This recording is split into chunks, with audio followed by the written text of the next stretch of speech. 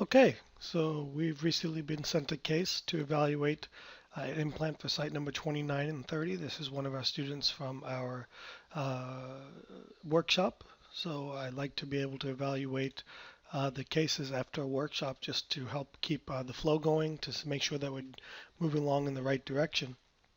So this is an interesting case. Here are the notes sent to me by the submitting dentist. It says, after evaluating the CT scan on the patient's ridge involving number 29 position, it appears that the patient has lost a considerable amount of bone buccolingually.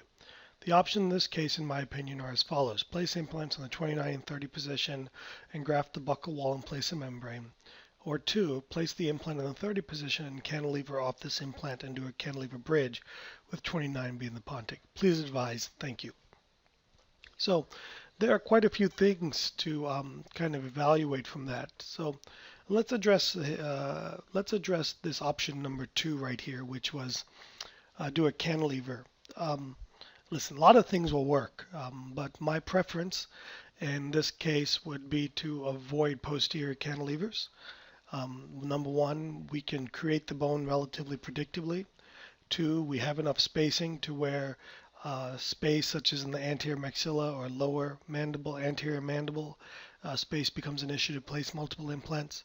So my preference is to avoid a cantilever and certainly a cantilever off of one implant. I would consider a double abutment cantilever, but again, my preference is a single implant per tooth. So now let's look at his option number one, which is place the implant and graft around it.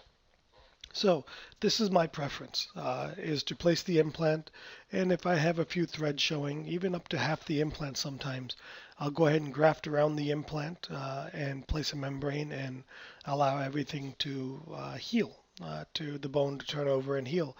The bigger question in that is number one, is it appropriate? Is it predictable? And two, can you get stability on the implant? And or how much of a compromise do you have to place on the implant position to be able to get the compromise? So in the mandible, typically we see resorption from the buccal at an angle. So my guess would be in this case, depending on the amount of resorption, we may or may not be able to place the implant at the same time. So here's the plans done by the original dentist. I have duplicated the plan so that way we can compare my plan to his plan. And let's go from there. So the first thing I'm going to make comments on is one is I don't have a full grasp of the situation here. And by that I mean, is this patient a grinder? What's the age of the patient? What's the condition of the adjacent teeth or opposing teeth? Are they grinding? Are they really forceful? Is it a square face, high masseter, clencher, different things? And these will place a demand on our implant as an ankylosed fixture. And the occlusion, of course, that goes to that. So cantilevers, would directly be related to that, and also the size and length of an implant that I would want in this particular case. For example, if it were a frail 80-year-old lady, really small, I may consider doing a micro mini implant, maybe a 3 millimeter or 3.5 millimeter or 3.25 millimeter implant. Whereas if it was somebody my size or with my age and my wear on the teeth, we may want to go for a traditional 4.5 millimeter, 4 to 4.5 millimeter implant on this premolar site. So right now we're planning for a 4 by 10, which is more than adequate for this area. My preference would be to go 4.5 by 4 by 11.5 or 4 by 13 even. But we can go with the 10 and see how it is. So let's evaluate this plan first, okay? So I don't have the knowledge of knowing whether this plan was done purposely this way or if it was just done this way. And by that I mean, what I always like to do is start with ideal. What would be the ideal implant placement to support the tissue, to support the tooth restoration, and then come back from there and then decide how I need to adjust it. So looking at this position, the first thing I'll notice is this tooth is tilted to the lingual, as we should expect most lower posterior teeth to be tilted. But if we take a look at this screen right here, we can see that our implant is actually planned tilted to the buccal. So now we have a tooth that's tilted to the lingual and a implant that's tilted to the buccal. So my first move in this particular case would be to go ahead and tilt this implant to the lingual. Now, the other reason I want to do that is I'm not very comfortable with how thin, how much cortical plate we've engaged here. Are we going to have some bone resorption around the implant before we have apposition? And what's going to happen to this plate? So my preference would be probably to do something like so.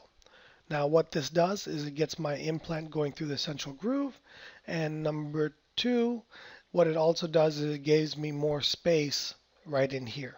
Okay, and probably something like that would be more appropriate. Now we have to look at, based on this, we're not going to get stability. Certainly not enough stability to graft around it, so maybe we could go to a longer implant. Now we still question whether or not we'll get enough stability to place this implant, have the implant fixed in place, and then be able to graft around it. And quite frankly, this is a significant amount of graft to go around this implant. There are some people that can do it. I'm personally haven't done it or not comfortable enough to do that.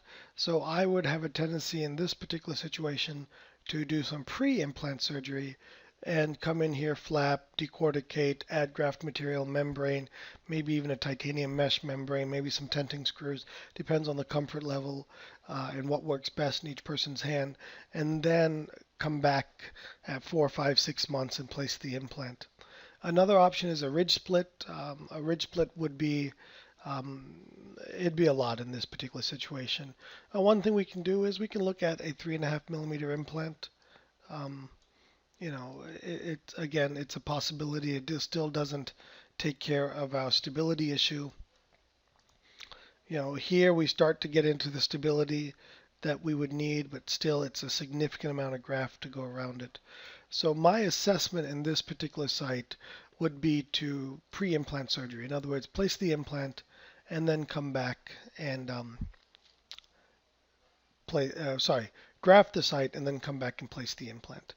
And then a couple of other things I would try to fix is here we have a better occlusal plane, but see here we have these teeth are tilted back, so we're going to have to accept a compromise on implant placement in this particular case to maintain the necessary space between the roots. And again, we want 1.5 to 2 millimeters of space between the implant and adjacent tooth. So no problem there. Now we'll go from here, and so again we'll do pre-implant surgery and then come back and place the implant.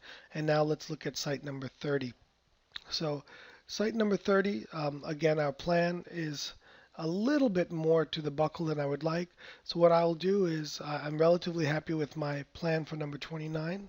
Let's take another look at that. And here we can see that we're definitely more, let's compare it here to plan number 1.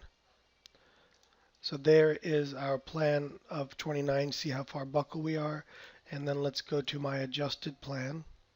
And here we can see how buccal we're not.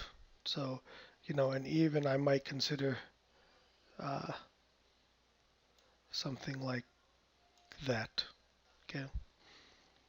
So now what I'll do is I'll parallel number 30 to 29, and that should give me a little bit better. And now we can see here how that looks better. Now this one, I believe we should be able to get this more appropriate on the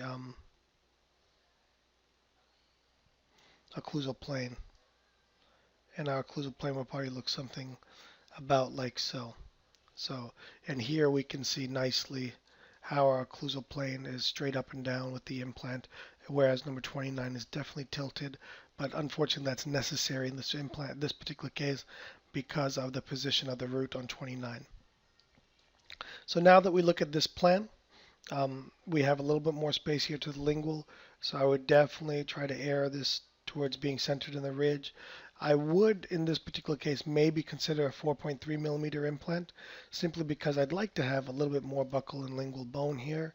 A lot of this would be determined by the quality of the bone. In other words, is it dense bone where I'm going to need to drill a lot of the bone out, or is it softer bone where I can expand and use a 5.0 in a 4.3 drill site and expand the implant out.